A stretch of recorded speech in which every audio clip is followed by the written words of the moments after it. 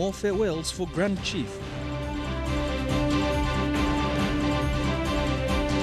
Officer to submit incident report for clash in Manus. And Prime Minister celebrates Easter in Enga.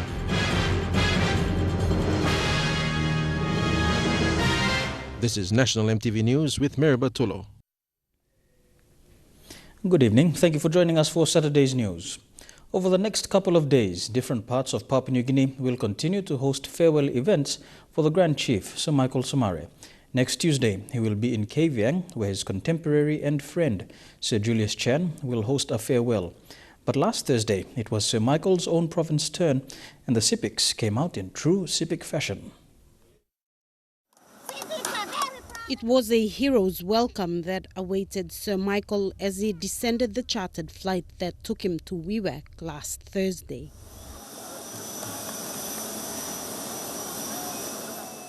After inspecting a guard of honor provided by the 2R PIR,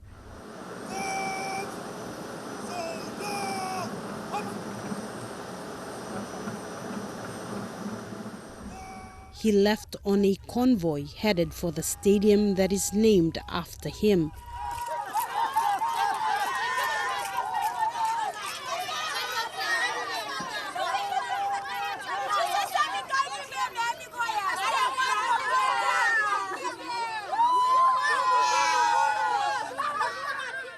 It would usually take less than 5 minutes, but the traffic towards the stadium was at a snail's pace, giving Sir Michael and the parliamentary delegation time to appreciate the well-wishers who lined the streets. At the stadium, the hero's welcome continued as Sir Michael was brought to the podium for speeches to begin.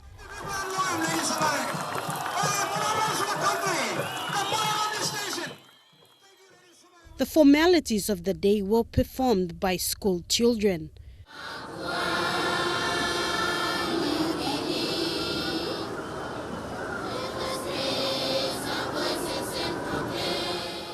While paying respect to Sir Michael, Maprik MP and Deputy Speaker John Simon also paid homage to Sir Peter Luce. Magi Maprik, kisi magi murki kola mosbi. Now time la police, magi Maprik to soli mas simen kabeken. Na chapter blow, Sir Michael by complete. Sabas narlumanik simen gam. And we're not complete good. Sir Michael had nothing but love and gratitude for a province that has been faithful to him as a politician.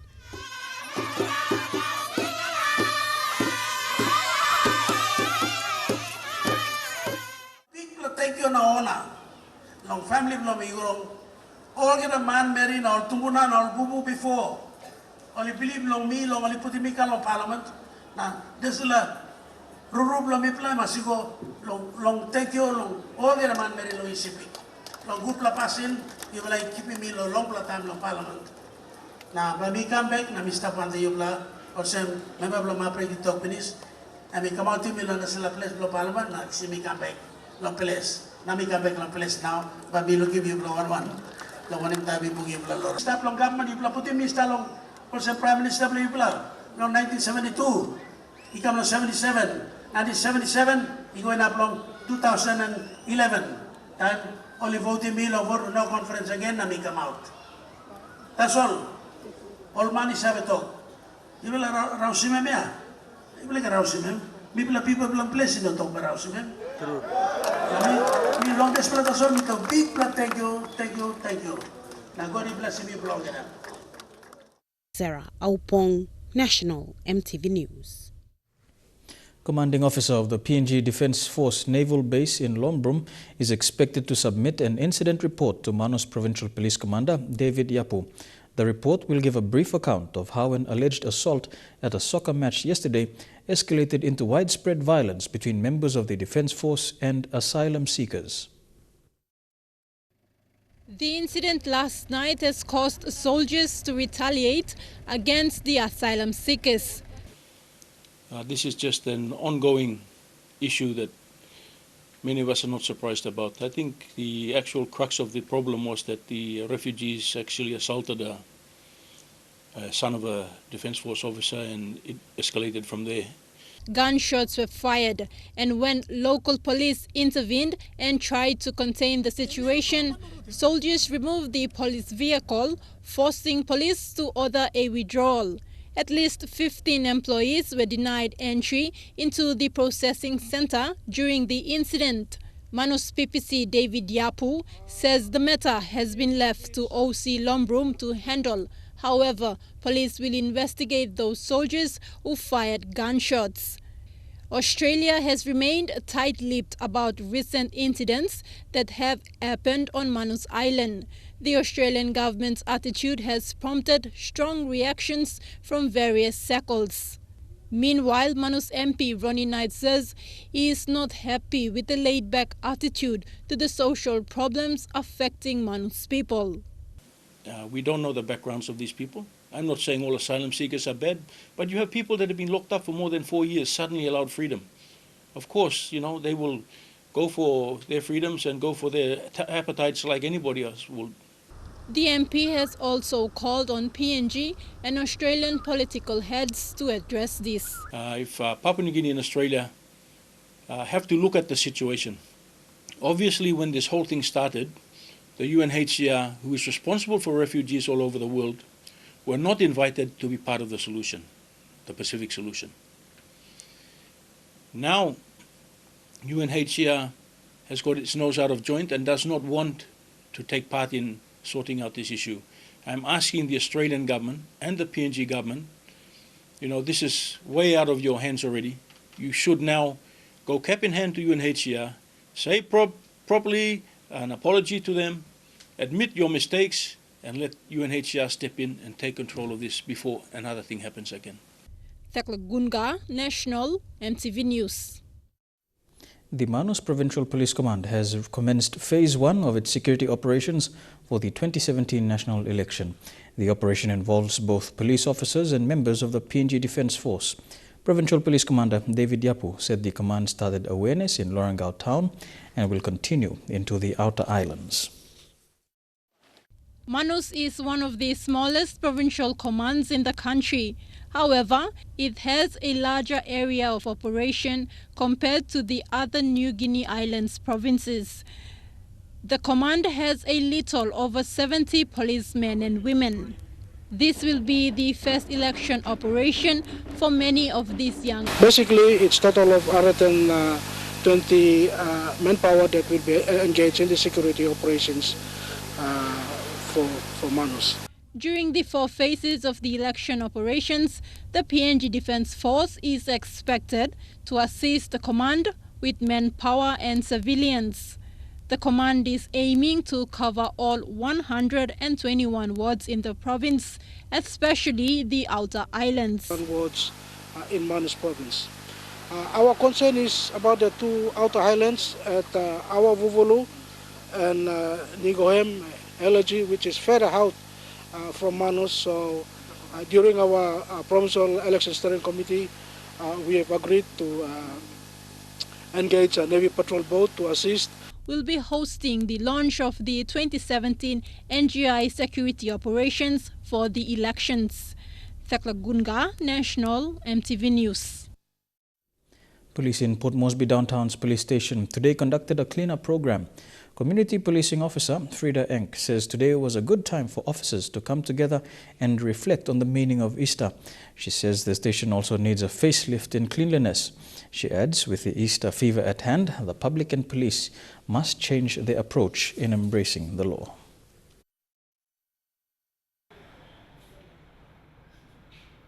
We have to, change our mindset. It's a special event, a time, and behavior towards, especially when approaching police officers, and we as officers as well, we approach them. I think we need to change something. Approximately 100 U.S. Marines are in Port Moresby. They will participate in exercises throughout Port Moresby with PNGDF forces over the weekend. While many of their training activities will take place at the military barracks, some will be held in public spaces such as John Guy Stadium or at local hotels or parks. Landing ship USS Comstock's stop in Port Moresby comes after several months of operations in the Middle East supporting coalition efforts under Operation Inherent Resolve.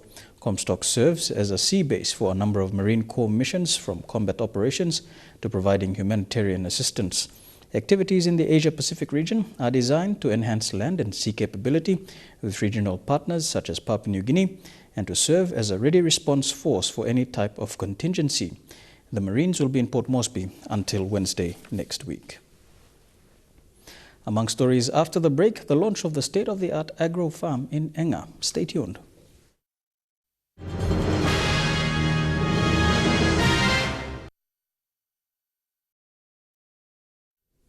Welcome back to National EMTV News. Good Friday saw the completion of construction and beginning of operations of the Taluma Farm in Enga Province. The farm is a large-scale, state-of-the-art agro-industrial center engaging up to 200 local farmers. Amongst them are 12 young men and women who have gone through extensive training in Israel and are now providing services to farmers within their communities. A once-abandoned agriculture station, riddled with tribal fights, is today a modern agricultural industrial center, built under a public-private partnership between the innovative agro-industry and the government. The agro-industrial center, locally known as Taluma Farm, is a nucleus agro-farm that engages hundreds of local farmers throughout Enga.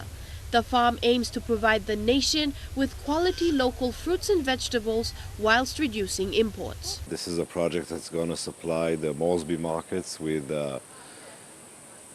thousands of tons of potatoes, onions, carrots, and we're also going for the niche elite product of strawberries, which are intended mostly for the urban PNG markets, but also for exports. The farm engages directly hundreds of people, but indirectly through our growers. It will engage. Today already it engages close to 200 our growers, and in the future it only increase in size. So as far as social impact and spin-offs and all those big words, those are really felt tangibly in the community. Prime Minister Peter O'Neill led the ceremony marking the official opening of the farm and presented the government's contribution of 5 million kina funded by the National Gaming Control Board.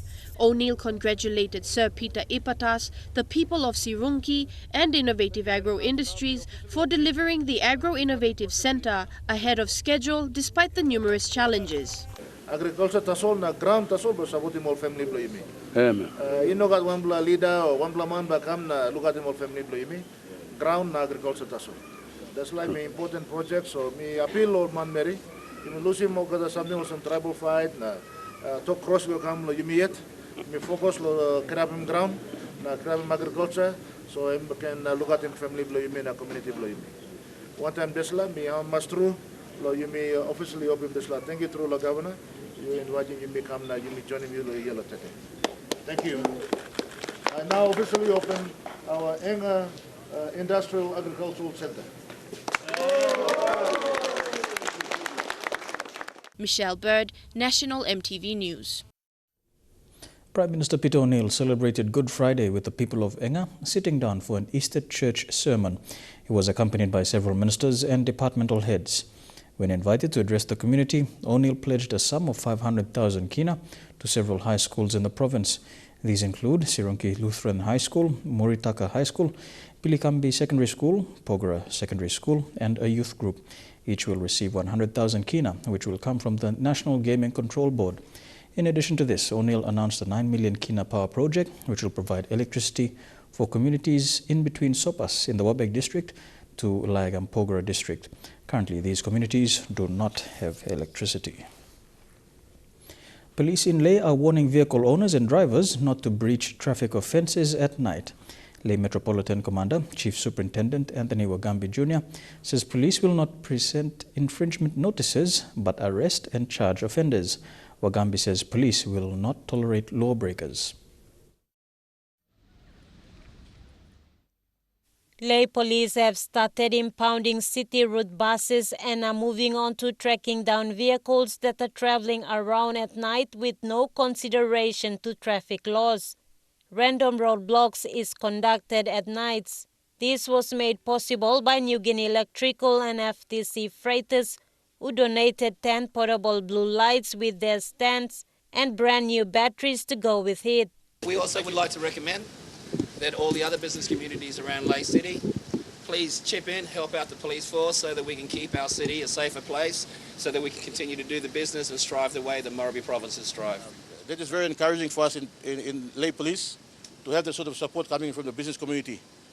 Everybody plays their own part in maintaining law and order and peace in the community. And what has been shown today it only portrays that these two business houses have a concern for their community and for the well-being of everybody else. The two companies presented the equipment to assist police carry out their work. The new lights will be used by police to identify defective vehicles, unlicensed and drunk drivers. It will also serve as a deterrent on movement of criminal elements and stolen motor vehicles. For my personal at night to work, it's a bit difficult and a bit unsafe for them, especially when you're stopping vehicles. And with blue lights, you're able to signal drivers to slow down and stop the vehicles. And it's also it's a deterrent to others, criminals who travel around at night, moving from place to place. When they see a blue light up there, they know the police are out there to check vehicles and their own operations. Police will not be issuing traffic infringement notices, but will start arresting and charging offending drivers and vehicle owners. Wagambi said offenders continue to breach traffic rules and get away easily when paying fines. Police will engage traffic registry, MVIL and the National Road Safety Officers in order to ensure public safety is maintained on the roads. Mata Luis, National MTV News, Ley. Still in Ley, Ley Police started the Easter operation on a good note. 17 PMV buses and a private vehicle that were not roadworthy were impounded at traffic registry. The drivers and the owners will be arrested and charged. Ley Metropolitan Commander, Chief Superintendent Anthony Wagambi, warned PMV owners not to take them lightly. His officers have been instructed to keep on identifying defective buses and arrest them. Wagambi warned PMV owners and drivers who want to conduct business to always put public safety as their priority. Police will maintain their stance to ensure city residents have a safe and quality service. Chief Inspector of Mines, Lave Michael, says PNG needs more technical training in mine explosives. Lave said further training will ensure PNG maintains international industry best practices as technology is changing. He said this after the completion of a 2-day mine explosive training by Mineral Resources Authority. With the growth in the mining sector, the use of explosives will be critical. The recent mining explosive training by MRA highlighted the need for more specialized training for mine inspectors. The training covered both theory and practical sessions on safe transportation, storage, handling and use of explosives for blasting operations at mines as required under the Mining Act 1977. Organizers say the training is crucial for PNG to have nationals be specialized and be competent inspectors. The training is an initiative to upskill nationals, keep abreast as the use of explosives become advanced with new technology. In an unrelated matter, the mining bill remains an outstanding matter for Parliament to discuss and make amendments. Former Prime Minister and New Ireland Governor Sir Julius Chan was pushing for the bill to be tabled. Jagla Pava, Junior National, MTV News. The Kinambu to Kamato Road will be key in the development of the SIPIC Special Economic Zone. The road was officially opened by Minister for Trade and Commerce and Industry and Member for Yanguru, Richard Maro. The SIPIC Special Economic Zone is earmarked for cocoa, copra, rice and poultry. Since independence, the people of Kinambu and surrounding villages walked 15 to 20 kilometers through the SIPIC plains before reaching the main road. This week, they celebrated the opening of the 16 kilometers Kinambu-Kamatu road. The Minister for Trade and Commerce Industry and Member for Yanguru Sausia officially opened the road. The road costed 1.5 million kina and stretches 16 kilometers across the SIPIC Special Economic Zone located in the Yanguru Sausia district. Maru said investors are interested in investing in the SIPIC plains, but basic services like road, electricity and water must be provided by the government before they invest. Time you like bringing up a big natural investor come. Everybody don't have come to sit on the ground, nothing to man no place. And me also talking about security of thing alone. You must carry more compassion, not put in mistake. Meanwhile, ward member Daniel Simgawi asked the people of Kinambu and surrounding villages to take care of the road, for it was long awaited to have this service. Public motor vehicles now run along the road, taking villagers to sell their goods like sago in town. Something, me appeal on people know me, also people must look out in. Meanwhile, the SIPIC Special Economic Zone already has an investor, the LR Group's company, and Maro says the government is close to closing the agreement. Take the developer, me hope in the next few weeks by me signing project agreement, government and NEC. Now by you signing my investor by come down no ground now, and I'm starting work. The SIPIC Special Economic Zone is earmarked for cocoa, copra, rice and poultry. Maro believes the SIPIC plains can feed the country. While 6 kilometers of the land is state land and 10 kilometers of the road is on customary land, Minister Maro says they have organized for the landowners to register the ILGs and do business with investors themselves. You're watching National MTV News. Stories making headlines when we return. Easter message from Pope Francis, the war against ISIS, North Korea's show of strength, and climate effects on the Great Barrier Reef.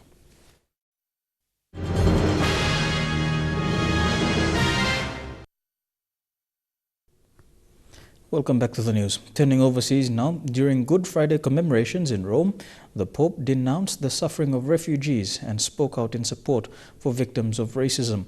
The holy day recalls the crucifixion of Jesus. The Pope led a candlelight procession for the Stations of the Cross. Pope Francis offered a prayer for the world as he presided at the Stations of the Cross, saying the world looks at Jesus with its eyes lowered out of shame. Shame for its silence in the face of injustice, in the face of blood shed by innocent women, children, immigrants, those persecuted and killed for their faith and for the color of their skin, the Pope said. Shame also for the priests and bishops of the Catholic Church who have caused scandal. The 14 stations commemorate the moments leading up to and just after the crucifixion of Jesus, and the Vatican chooses representatives from around the world to help carry the cross. It is one of the most solemn moments of this Holy Week, which ends on Sunday with Easter Mass at the Vatican. The U.S. military says dropping its most powerful bomb close to a nuclear weapon on ISIS was, quote, the right weapon against the right target. The ordnance targeted a network of tunnels in eastern Afghanistan. The largest conventional bomb ever dropped in combat exploded above a complex of caves and tunnels in a remote area of eastern Afghanistan. The top U.S. commander adamant the mission was only about killing ISIS. The timing of the use of this weapon was simply the appropriate tactical moment against the proper target to use this particular munition. So it is not related to any outside events. It does deliver a psychological message to ISIS. One military official tells CNN the massive bomb is powerful enough to destroy 9 city blocks. It will level that area and provide an unbelievable amount of concussion to that area. So it will collapse caves, it will blow up things, and it will, if you're alive afterwards, you're going to have perforated eardrums and a lot of trauma. General Nicholson says it all went according to plan. Caves and tunnels destroyed. Afghan officials say dozens of ISIS fighters killed. We had persistent surveillance over the area before, during, and after the operation, and now we have Afghan and U.S. forces on the site and see no evidence of civilian casualties, nor have there been any reports of civilian casualties.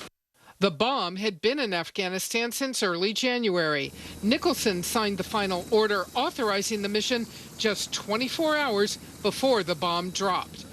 Afterwards, local Afghans described the enormity of the blast. Last night's bomb was really huge. When it dropped, it was shaking everywhere. A lot of firepower was used, but the estimate is there's still upwards of 800 ISIS fighters inside Afghanistan. A United Nations weapons specialist has written a report stating North Korea has produced between 13 and 30 nuclear warheads. The specialist says North Korea's nuclear program is so secretive that accurate figures are difficult to get. CNN has learned Kim Jong-un's nuclear weapons buildup is advancing rapidly. North Korea is now estimated to have produced between 13 and 30 nuclear warheads. That's according to a new report from former UN weapons inspector David Albright, whose firm examined the regime's plutonium and uranium production. Albright stresses North Korea's nuclear program is so secretive that completely accurate figures are difficult to get. But based on what he's found, the former inspector has an ominous projection for the number of warheads Kim could soon produce. By the end of 2020, the numbers could go up to 25 to 50, and in a worst case could go up to 60. With a stockpile that large, analysts say, Kim's regime could make it harder for the U.S. to track his nuclear weapons. That means they can disperse them. Most of them, I suspect, will be underground. And that ultimately means the U.S. does not have a first strike capability because we can't be assured of taking out all of their weapons. U.S. intelligence officials and independent weapons experts tell CNN Kim Jong-un's been more aggressive with nuclear and missile tests over the past year and a half than he's ever been. The Center for Strategic and International Studies says the regime's tested missiles more than 20 times since the beginning of 2016 and tested nuclear warheads twice in that span. Albright says with each nuclear test, the young dictator gets closer to producing a more powerful nuclear bomb. They could break into kind of thermonuclear weapons if they continue to test, and that would give them the ability to make a much larger explosion. It would give them the ability to actually miniaturize their warheads better. Experts with the monitoring group 38 North believe Kim already has the ability to test a nuclear warhead 16 times more powerful than the bomb dropped on Hiroshima. The calculations made even more menacing by the unpredictable nature of the young man with his finger on that nuclear trigger. I believe Kim Jong-un is even more dangerous than he appears, and the reason is that I don't think his regime is stable. And that means Kim Jong-un could have a much lower threshold of risk than we think. It means he could do something that could surprise us, because from his perspective, he may think he has little to lose. Analysts say if Kim Jong-un conducts another nuclear test in the coming days or weeks, it's going to mean that China likely was not able to use its leverage, its influence over Kim Jong-un. And that, they say, is a very dangerous sign. Scientists say the latest images of the Great Barrier Reef are proof of the devastating effects of climate change. The latest evidence, vast areas of the once colorful coral reef off the coast of Australia are now bleached white. Scientists blame rising sea temperatures, and that's an effect of climate change. It's one of the 7 natural wonders of the world, the Great Barrier Reef off the coast of Australia, a vibrant underwater ecosystem of coral and sea life that's roughly the size of Italy, so huge you can actually see it from space. Scientists are sounding the alarm. They say for the 2nd year in a row, this sprawling underwater treasure is bleaching on a massive scale. A new study by Australia's ARC Centre of Excellence for Coral Reef Studies shows approximately 2/3 of the reef is suffering. It's quite terrifying, actually, the magnitude and severity of the event. Sean Connolly is one of a team of scientists who've been surveying the damage. A coral is a partnership between an animal, which is what builds the skeleton and constructs the reefs that you see, and the tiny one-celled algae or plants that live inside it. Hot temperatures cause that relationship to become toxic. His team released footage of barren expanses of coral, bleached bone white, in some cases turning a drab, lifeless brown. Look at the before and after contrast of coral gone from healthy to bleached. Dr. Nancy Knowlton, a coral reef biologist with the Smithsonian's Museum of Natural History, says the coral is basically suffering from heat stroke. What's happening with climate change is the baseline temperature is getting warmer and warmer. So any little increase in temperature caused by local weather conditions then adds on top of the global warming and then kicks off this bleaching event. So the global warming is caused by people, and it's providing the conditions that make bleaching happen. The Great Barrier Reef is more than just home to thousands of species of fish, birds, coral, whales, and dolphins. It's also a major tourist attraction that earns Australia $3.7 billion a year. To add to the bad news, a big part of the reef that escaped bleaching was pounded by Tropical Cyclone Debbie last month. Scientists say coral can recover from bleaching. The problem is that recovery can take more than a decade. And this is the second straight year that we're seeing bleaching on a mass scale on the Great Barrier Reef. Experts say the coral is literally cooking and dying due to change in the ocean's temperature. Here with National EMTV News, Trukai Sports is next. Don't go away.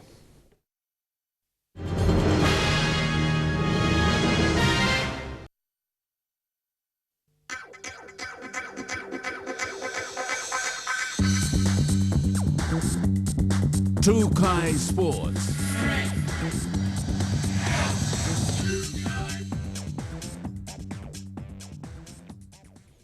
Welcome to Trukai Sports. Today saw the first ever PNG Open for lawn bowls in Port Moresby. Teams from Morbe, Mount Hagen and Goroka travelled in to participate in the inaugural event hosted by Port Moresby. The first ever inaugural PNG Open lawn bowl competition saw both young and old roll the bowls by representing their provinces. Chairman of the Games Organizing Committee, Isaac Cassie, said it was good to see other provincial teams come in numbers to participate. The event today was played in women's singles and fours for the men. The competition started yesterday, and we have teams coming in from Pulolo, Lei, Hagen and Goroka, together with our sister club, Defense, and the host club itself, Metro. So, yeah, it's the PNG Open, the first ever. Mr. Kasi says with the success of the first PNG Opens event, participating provinces will have to gear up for the event in the future. Kasi said there were certainly great skills shown on the greens, with the Port Moresby side leading the competition for the outside centres. There's been a few of top bowlers playing right now, bringing the level of competition to high level. You know, when new amateur bowlers come in, they have a top level to compete against, and going through our draws now is most of the new bowlers are getting into the quarterfinals now. So I think the level of talent here has risen so much between the last 2 years. The team will go into their semis and grand final tomorrow, with events to be played in threes, doubles and singles for the final rounds. Most important thing is, you know, some of the talents are hidden. Now they came out from where they were. At least for the selection of the Papua New Guinea team, the hidden talents will be at least be recognized and be selected in the PNG side too. Godwin Eki, National EMTV Sports. To sailing, the Royal Papua Yacht Club is planning to host two major events this year, the Three Peaks Race and the Coral Sea Yacht Race, better known as the Coral Sea Classic. While sailing in open ocean, especially on high seas, requires sailors to be skillful when maneuvering the sailing boats, Rizwan Khan from the Yacht Club admits a new need for volunteer crew members is vital. Speaking off camera, the Royal Papua Yacht Club, Rizwan Khan, said plans are in place to revive one of the prestigious yacht races in Papua New Guinea, the Coral Sea Classic. The idea for an international yacht race from Cairns to Port Moresby was conceived in 1978 by a group of dedicated Royal Papua Yacht Club sailors, started to plan for the inaugural race to be held in 1979. The event is expected to commence in September and probably the biggest event scheduled in this year's calendar. The race would be in commemoration of the Battle of the Coral Sea. RPYC has already received expressions of interest from participants of both RPYC and Cairns Yacht Club. Rizwan Khan, a yacht owner and member of the RPYC, admits he needs volunteer crew members to crew his boat during the event. Apart from the Coral Sea Classic, the Three Peaks Race, also an annual event, is set to attract a good number of participants later in the year. Shane Saroya, National EMTV Sports. To the NRL, the Brisbane Broncos snatched another win over the Titans in a 24-22 victory last night. It was James Roberts' third try in the 78th minute, which sealed the match for the Broncos. Swirling around, well taken. Trailing 16-10, Broncos replacement halfback Cody Nikorima produced a sleek solo try to level the scores. Then Anthony Milford raced down the field after a fumble from Titans' Ash Taylor. Beckham-style cross in for Gresmill. Broncos then took a 4-point lead with the scores at 20-16 in the 63rd minute. Have people who can go the length as well. I don't know if there are that many players who fall into that category.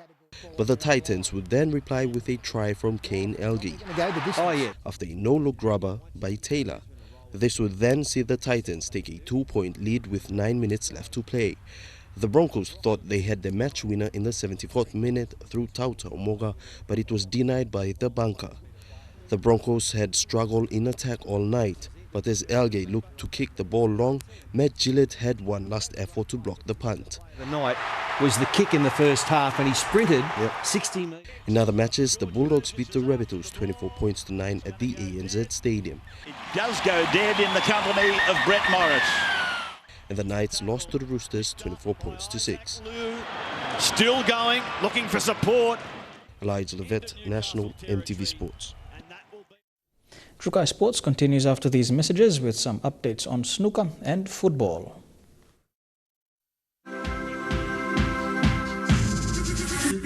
Trukai Sports. Welcome back to Trukai Sports. To snooker, 40 pool grades today played in the POM Open Singles competition. Tournament director Joe Chan said with great talent from participants, the young and old are eager to crack the egg over this Easter before the finals on Monday. Some players travelled from other centres, including Alotau, to attend this event. 40 players from Port Moresby and Alotau shared 3 pool tables to have a crack at the balls while aiming to go by red to get their choice of colour to score points on the board. Great skills and techniques were displayed on the table while managing to whack balls through holes. Tournament director Joe Chan said since the start of the event on Thursday, players have shown great professionalism. With this tournament, which is open to 40 players, that mainly due to lack of venues. At the moment we are using 3 venues, the Laguna Hotel, the Mana Hotel and the Aviat Sporting Social Club. Like I said, we have 40 players from our 3 associations. Unfortunately, KVN weren't able to send any players this year, but we do have 4 players from Alotau led by Peter Fong, who is also the president of PNG Billiards and Snooker. Mr. Chen says the tournament has been spread across the city. 40 players, and we divide them up into 8 groups with 5 players in each group, and they play each other once in a round robin basis, and then the top 2 from each group will then qualify for the knockouts, which will be happening tomorrow. Chen said all-time players and current champions for both junior and open competition are also back to participate in this Easter challenge. For the players, moving forward on the scoreboard will be a hard one, especially aiming to sing black that has more points respectively. While aiming for the red ball before any colour, each ball represents a digit in order to get the final score for each player. The aim for each player would be to get all the reds out of the way before aiming to sing the black that has 7 points up for grabs and an extra 1 point from the red ball. The competition will continue tomorrow and end on Monday following presentations. Godwin Eki, National EMTV Sports. To bodybuilding, with less than 6 weeks remaining to the National Championships, Acting President Tim Aitali is encouraging affiliates, associations and individuals to start getting their athletes into form and ready for the event. Apart from Markham Bodybuilding Association, Team NCD with its 15 bodybuilders have already started their preparation and are looking forward to represent NCD. Tali says this year's nationals will be critical as selections for the South Pacific Bodybuilding Championships, Asia Pacific Championships and North Queensland Bodybuilding Championships. Selections for the event will be based on the performance level of each athlete to make the cut for the 3 qualifying events. Tali is also encouraging non-affiliates to start registering with the PNG Bodybuilding Federation and work to promote the code of bodybuilding in the country. The National Bodybuilding Championships will take place next month in Jiwaka. Football, more fun and laughter as Day 2 of the Charity Cup soccer event continued. With the final scheduled for Monday, participants were more into the festive atmosphere of the event than the competition itself. To the football fan, the sport represents culture and belief. But to the many corporate participants who have taken part in the annual Charity Cup, this represents an opportunity for more than just winning. I think it's one of the best things that they've done is to also contribute back to the charity organization. It's helping the business houses to help us with the gears, like sporting gears in the footwears and the socks and the jerseys. After working for a week under stress and pressures, it's good to come out here and release everything, as well as meet with other, colleagues, our colleagues from the department as well as from other companies. Like the ladies with Lamana, other workers also share the same sentiments, with the Charity Cup offering more than just trophies and certificates, but a social network for many people who would otherwise not have the same chances. Most of our players are always in the office, so we decided to come out and have a run around the field, get to meet other people, interact with them. And while throughout the past 2 days there has been fierce on-field rivalry, the camaraderie off-pitch is far more valuable for players and their families. It's a good thing for us because with NFA we've never really come out in terms of socializing and all this. It's first time for us coming out, so it's really good for the staffs as well as their families. By Day 3, most teams will have a fair inkling of their respective points ahead of the quarterfinals. Jeremy Moggy, National TV Sports. And that ends Trukai Sports. The all-important weather details when we return. Trukai Sports.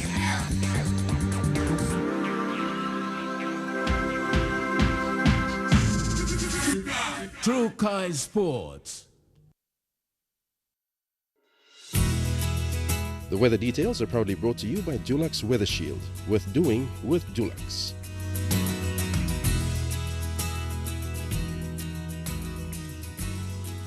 Here's a look at the weather for the next 24 hours. In the southern region, Port Moresby cloudy with some showers, mostly fine for Daru, Alotau and Popondetta, cloudy with light rain for Kerma. To the Momasa region, mostly fine in Ley and Wau, cloudy with rain in Madang, showers and storms for Wewak, cloudy becoming fine for Vanimo. To the New Guinea Islands region, cloudy with light rain for Lorengau, mostly fine in Kavieng, cloudy becoming fine for Kokopo, Rabaul and Kimbe, and mostly fine in Buka. And in the Highlands region, fog with some showers in Mount Hagen, fog with becoming cloudy for Goroka, Kundiawa, Mendi, as well as in Wabeg.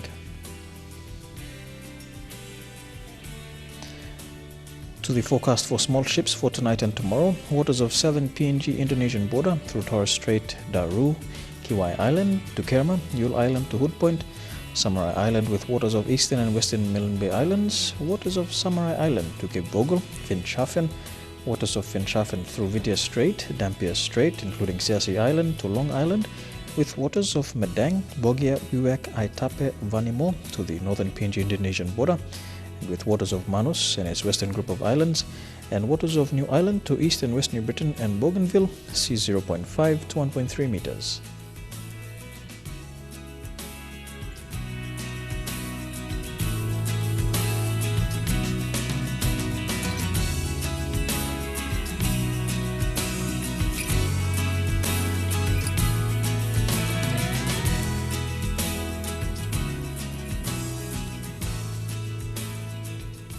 And a look at the ocean forecast for PNG areas. Coral Sea, sea slight with southeasterly winds at 10 to 15 knots. Solomon Seas, sea slight with northeasterly winds at 10 to 15 knots. Bismarck Sea, sea slight with northeast to easterly winds at 10 to 15 knots. And the Pacific Ocean, sea slight with northeasterly winds at 10 to 15 knots.